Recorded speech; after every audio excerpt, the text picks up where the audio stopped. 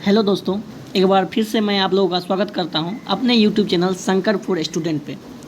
तो जैसा कि ये आप लोग देख सकते हैं कि एनटीपीसी का ये जितना भी शिफ्ट हुआ है, इसका सारा जीके का क्वेश्चन का कलेक्शन इस बुक में है। ये बुक किरण पब्लिकेशन का है और मैं कोशिश करूँगा कि इस सारा जितना भी ये शिफ्ट वाइज है, इसको मैं अपने यूट्यूब के चैनल से छोटा छोटा वीडियो बना के कंप्लीट करा दूँ और ये आप लोगों को काफ़ी इंटरेस्टेड भी लगेगा।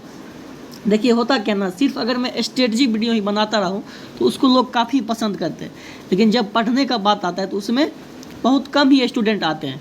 तो इसलिए भीड़ देख के कभी नहीं घबराएं। आप इसी वीडियो से देखिएगा कि इसमें उतना स्टूडेंट नहीं आएगा जितना कि स्ट्रेटजी वीडियो में आता है। तो आप लोग जो भी इस वीडियो को देख रहे हैं, इसको आगे देखते रहिएगा, इससे आपको ज़रूर हेल्प होगा। मेरा मकसद ये बिल्कुल भी नहीं है कि सिर्फ मैं आप लोगों का टाइम बर्बाद करूं, क्योंकि समय बहुत मूल्यवान होता है और इसीलिए आप लोग स्ट्रेटजी अगर आप लोग वीडियो नहीं देखें तो उसको जाके देख लीजिए। मैंने मैथ का अलग से, रीजनिंग का अलग से और जीके जीएस तीनों का अलग अलग बना दिया है। और उसके बाद आप अपना पढ़ाई स्टार्ट कर दीजिए, क्योंकि सिर्फ स्ट्रेटजी वीडियो देखने से नहीं होगा, आपको पढ़ना तो पड़ेगा ही, क्योंकि सीट काफ़ी कम है तो आपको मेहनत दिखाना पड़ेगा।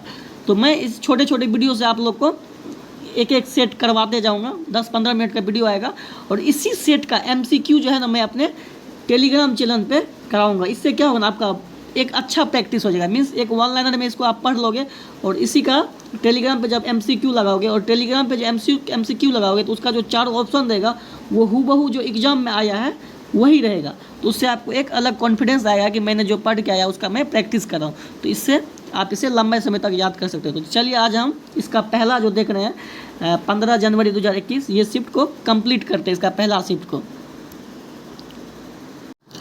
तो आइए अब हम लोग एनटीपीसी 15 दिसंबर 2020 का जो सेकेंड शिफ्ट हुआ था उसको आसानी से समझने का कोशिश करते हैं और काफ़ी कम समय में इसको कंप्लीट करेंगे। और इसी का MCQ जो है, इसी का MCQ आपको टेलीग्राम चैनल पे क्विज के फॉर्म में मिलेगा, जो कि आप लोग उसको ज़रूर जाके विजिट कीजिएगा। और टेलीग्राम चैनल का लिंक मैंने यूट्यूब के अबाउट सेक्शन में डाल दिया। तो देखिए पहला क्वेश्चन है कि जवाहरलाल नेहरू का प्रधानमंत्री कार्यकाल 1947 से 64 तक रहा था। तो देखिए जवाहरलाल नेहरू का जो कार्यकाल था वो सबसे लंबे समय तक रहा था, 16 साल 286, मीन्स अप्रॉक्स 17 साल के लगभग इसका रहा था। तो ये भी पूछ सकता है आपको क्वेश्चन कि सबसे लंबे कार्यकाल तक के लिए प्रधानमंत्री पद पर कौन बना रहा, तो उसका भी आंसर जवाहरलाल नेहरू होगा। और एक जवाहरलाल नेहरू का जैसे कि कुछ एक्सप्लेनेशन भी हम इसका थोड़ा बहुत करते जाएंगे ताकि आप लोग को और इंटरेस्टेड लगे। तो जवाहरलाल नेहरू का जन्म 14 नवंबर 1889 को इलाहाबाद में हुआ था और यही 14 नवंबर को जो है ना बाल दिवस के रूप में मनाया जाता है। दूसरा क्वेश्चन है COOH क्रियात्मक समूह कार्बोक्सिल से संबंधित है। तो ये केमिस्ट्री का क्वेश्चन है। तो इसमें क्या होता है, तो कार्बन और हाइड्रोजन के बीच जो है डबल बॉन्ड बन के ये समूह के रूप में बनता है। तीसरा क्वेश्चन है 2019 के क्रिकेट विश्व कप में कितने टीम ने भाग लिया था, तो 10 टीम ने भाग लिया था। और अगर आप लोग को 2023 का जो वर्ल्ड कप हुआ था जिसमें कि भारत मीन्स फाइनल में जाके हार गया था, तो उसमें भी 10 टीम ने ही भाग लिया था। सल्फोनिक अम्ल कार्बोनिक अम्ल के उदाहरण है। तो कार्बोनिक अम्ल के सल्फोनिक अम्ल जो है उसके अंतर्गत उसका उदाहरण है। और उसी में एक जैसे कि आप लोग ऑक्जेलिक अम्ल, टार्टरिक अम्ल, ये सभी उसी का उदाहरण है। न्यूटन के गति के प्रथम नियम के कारण ब्रेक लगने पर सवारी आगे की ओर झुक जाता है। तो देखिए न्यूटन के गति का क्या है कि जैसे कि आप लोग पढ़े होंगे, न्यूटन के गति के नियम, पहले नियम को ही जड़त्व का नियम भी कहा जाता है। तो इसमें क्या होता है ना, अगर कोई भी वस्तु विराम अवस्था में है तो वो अपनी अवस्था को बनाए रखना चाहता है, और गति अवस्था में है तो वो गति अवस्था को बनाए रखना चाहता है। तो जब कोई भी तो जब भी हम किसी सवारी पे मीन्स ट्रैवल करते हैं तो हम गति अवस्था में रहते हैं। तो ब्रेक जो लगता है तो हम अपनी गति को बनाए रखने के कारण आगे की ओर झुक जाते हैं। तो इसी का विपरीत भी होता है कि जब हम लोग विराम अवस्था में रहते हैं और एकाएक गाड़ी चलना प्रारंभ करता है तो हम लोग अपनी विराम अवस्था को बनाए रखने के कारण पीछे की ओर झुक जाते हैं। तो ये न्यूटन के गति के प्रथम नियम का कॉन्सेप्ट है, आप लोग जानते होंगे, बस इसको एक नज़र देख लीजिए। एक बॉल को छत से गिराया जाता है तो उसकी गतिज ऊर्जा में वृद्धि तथा स्थितिज ऊर्जा में कमी आता है। तो जब भी बॉल छत से गिरता है तो वो पृथ्वी की ओर गति से आती है, तो उस चलते उसका स्थितिज ऊर्जा जो है कम होते चलता है। खाद्य श्रृंखला में सर्वप्रथम स्वपोषी आते हैं। तो देखिए खाद्य श्रृंखला में सबसे पहले स्वपोषी आता है, मीन्स उत्पादक आता है, और उत्पादक में पेड़ पौधे आते हैं। तो पेड़ पौधे ही स्वपोषी कहलाते हैं क्योंकि वो अपना भोजन स्वयं बनाते हैं। और उसके बाद जो होता है प्रथम उपभोक्ता आते हैं, जिसमें कि हरिण, बकरी ये सब आता है। जैसे कि पहले आप लोग देखिए उत्पाद आ गया, उसके बाद प्रथम उपभोक्ता आ जाएगा। प्रथम उपभोक्ता जो है शाकाहारी होता है, जिसमें कि हरिण, बकरी वगैरह आता है, वो उत्पाद पर निर्भर रहता है। उसके बाद आता है द्वितीय उपभोक्ता, जिसमें कि मीन्स वो प्राथमिक उपभोक्ता को अपने भोजन के रूप में स्वीकार करता है। और उसके बाद आता है तृतीयक उपभोक्ता, जो कि द्वितीय उपभोक्ता को अपने आहार के रूप में लेता है। तो देखिए एक क्वेश्चन जो कि काफ़ी कन्फ्यूजन रहता है, अक्सर एग्जाम में आता है कि मनुष्य किस श्रेणी में आता है। तो इसका आंसर हर जगह आपको हर रंग का देखने का मिलेगा, लेकिन यूपीपीसीएस का पूछा हुआ क्वेश्चन है कि मनुष्य किस श्रेणी में आता है, और इसका एक्सप्लेनेशन के साथ आंसर दिया हुआ है कि मनुष्य जो है प्राथमिक और द्वितीय उपभोक्ता दोनों में आता है। और ये कैसे, तो प्राथमिक उपभोक्ता में तब आता है जब वो शाकाहारी मीन्स साग सब्जी खाते हैं तो उसको प्राथमिक उपभोक्ता के अंतर्गत रखा जाता है, लेकिन जब वो मांस मछली खाते हैं तब उसे द्वितीय उपभोक्ता के रूप में रखा जाता है। तो ये ऑप्शन था यूपीपीसीएस के चौथा नंबर ऑप्शन में था कि प्राथमिक के साथ साथ द्वितीय उपभोक्ता। तो इसको आप लोग अच्छे से समझ लीजिएगा। उसके बाद नेक्स्ट क्वेश्चन है, वंदे मातरम की रचना बंकिम चंद्र चटर्जी ने की थी, और ये 7 नवंबर 1876 ईस्वी को बंगाल में किया था। लेकिन एक क्वेश्चन यहीं से आपको पूछेगा कि वंदे मातरम जो है सबसे पहले कांग्रेस के किस अधिवेशन में गाया गया था। तो ये दोनों क्वेश्चन अलग अलग, इसको आप लोग याद कर लीजिएगा। तो वंदे मातरम सबसे पहले जो है ना कोलकाता अधिवेशन 1896 में गाया गया था, और इस अधिवेशन का अध्यक्ष जो था रहीमतुल्लाह सयानी था। अब आता है कि उभयधर्मी ऑक्साइड एल्यूमिनियम ऑक्साइड है। तो देखिए ये क्वेश्चन अक्सर रेलवे में आते हैं कि उभयधर्मी ऑक्साइड कौन है। तो मात्र रेलवे जो है ना इसमें 3 ही चीज़ को रिपीट करता है। तो 3 मैं आपको बता देता हूँ।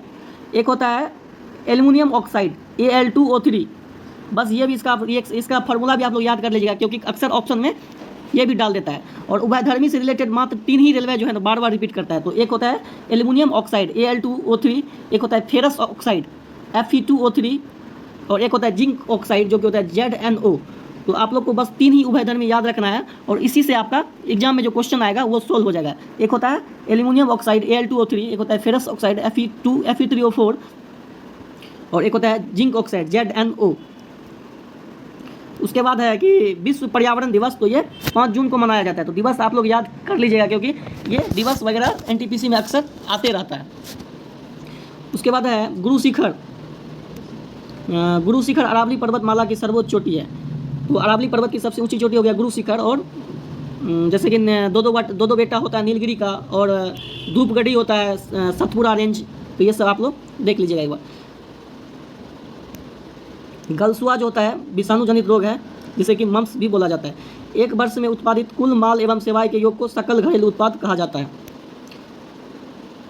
पर्यावरण के लिए हानिकारक भूदृश्यकरण नहीं है। तो ये पर्यावरण के लिए हानिकारक नहीं है। इसमें होता क्या ना, मीन्स पृथ्वी को जब मीन्स कोई क्षेत्र को जूम करके देखा जाता है तो इससे कोई हानि वगैरह नहीं होता है। वैश्विक तापमान का कारण वृक्षारोपण नहीं है। तो आप वैश्विक तापमान का कारण वृक्षारोपण तो बिल्कुल भी नहीं है, क्योंकि वृक्षारोपण से तो और ठंडक वगैरह महसूस होती है। तो ग्रीन हाउस वगैरह आप लोग सुने होंगे, जो कि वैश्विक तापमान का प्रमुख कारण है। और उसमें जो प्रमुख गैस होता है आप लोग जानते होंगे, कार्बन डाइऑक्साइड होता है। तो इसको आप लोग याद रखिएगा। भारत में प्रदूषण का सबसे बड़ा कारण CFC है। अभी CFC जैसे कि क्लोरोफ्लोरोकार्बन, जो कि प्रदूषण का सबसे बड़ा कारण। सबसे बड़ा विंड फार्म पवनचक्की संयंत्र तमिलनाडु में है। अंग्रेजों ने राजाओं को सुरक्षा प्रदान करने के लिए सहायक संधि की नीति आरंभ की थी। और सहायक संधि की नीति जो आरंभ की थी उस समय जो था गवर्नर जनरल, जब सहायक संधि शुरू हुआ था उस समय गवर्नर जनरल लॉर्ड वेलेस्ली था। और इस सहायक संधि के तहत जो है ना भारत का पहला शासक हैदराबाद का निजाम था, जो कि इसको स्वीकार किया था। तो ये भी आप लोग याद रखिएगा। श्रीलंका एक द्वीप है। बंगाली भाषा के प्रथम उपन्यास दुर्गेश नंदिनी के रचनाकार बंकिम चंद्र चटर्जी है। तो पुस्तक वगैरह का एक लिस्ट आता है, जो कि आप लोग कहीं से भी याद कर सकते होगा, तो मैं अपने टेलीग्राम चैनल पे भी डाल दूंगा। संपत्ति का समान रूप से वितरण के लिए समाजवादी शब्द का प्रयोग किया गया है। तो संपत्ति का समान रूप से वितरण के लिए समाजवादी शब्द का प्रयोग किया गया। जब वेब पेज को ओपन करते हैं तो सबसे पहले होम पेज खुलता है।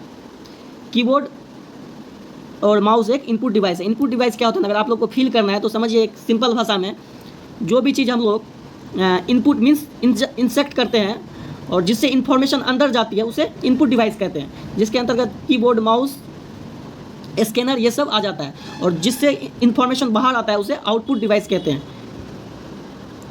असहयोग आंदोलन आप लोग जानते हैं कि 1920 में शुरू किया गया था गांधी जी के द्वारा। तो ये काफ़ी सिंपल है, एनटीपीसी का जीके ज़्यादा हार्ड नहीं होता है, आप लोग आसानी से कर सकते हैं, बशर्ते कि आप लोग इसे प्रैक्टिस करके जाइए और प्रीवियस ईयर करके जाइए, क्योंकि प्रीवियस ईयर रिपीट होता है। और सेम इसी का जो है ना एमसीक्यू, जो कि एग्जाम का डिटो क्वेश्चन है ऑप्शन बेस, उसको मैं एक क्विज के फॉर्म में, क्योंकि ऐसे आप पढ़ लिए ये तो ठीक है, लेकिन जब तक आप क्विज के फॉर्म में 4 ऑप्शन के साथ प्रैक्टिस नहीं करोगे तब तक आपको कन्फ्यूजन बना ही रहेगा। इसलिए अगर इसका आप क्विज लगाना चाहते हो सेम चीज़ का थी, जैसे ये वन लाइनर के रूप में हम लोग पढ़ लिए, अब इसी का हमको क्विज लगाना है, तो आप लोग मेरे टेलीग्राम पे जुड़िए, हम क्विज के रूप में आप लोग को इसको देंगे और इसे आप लोग कीजिएगा वहाँ से। तो जब इसको 2-3 तरीके से आप लोग कीजिएगा ना, आप लोग को ये लंबे समय तक याद रहेगा। तो अगर आप लोग को वीडियो अच्छा लगा हो तो लाइक कीजिए, शेयर कीजिए, सब्सक्राइब कीजिए, जिससे कि मुझे पता चलेगा कि आप लोग को पसंद आ रहा है, तभी हम इस सीरीज़ को कंटिन्यू रख पाएंगे। क्योंकि अगर आप लोग पसंद नहीं करोगे तो फिर हमको भी बनाने का मन नहीं करेगा। तो आप लोग कमेंट करके भी बताइएगा कि वीडियो कैसा लगा।